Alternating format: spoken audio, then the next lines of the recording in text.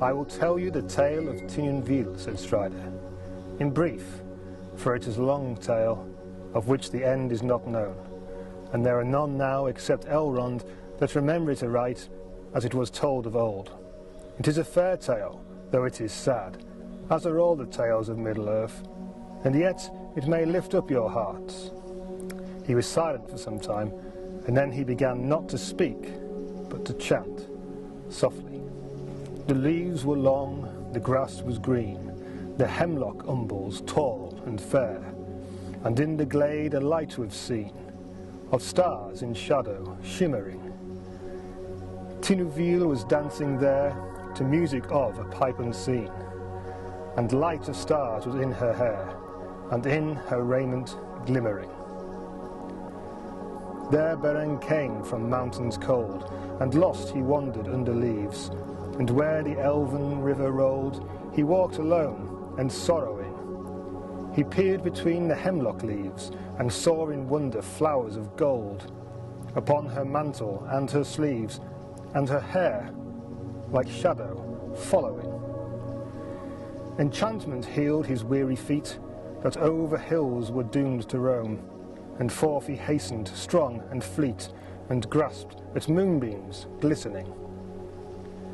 Through woven woods in elven home, he lightly fled on dancing feet, and left him lonely still to roam, in the silent forest listening.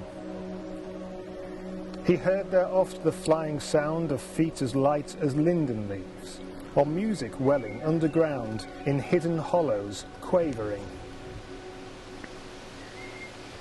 Now withered lay the hemlock sheaves, and one by one with sighing sound, whispering fell the beechen leaves in the wintry woodland, wavering.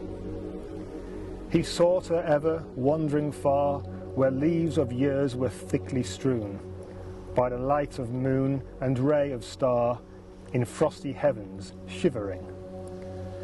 Her mantle glinted in the moon, as on a hilltop high and far. She danced, and at her feet was strewn a mist of silver quivering.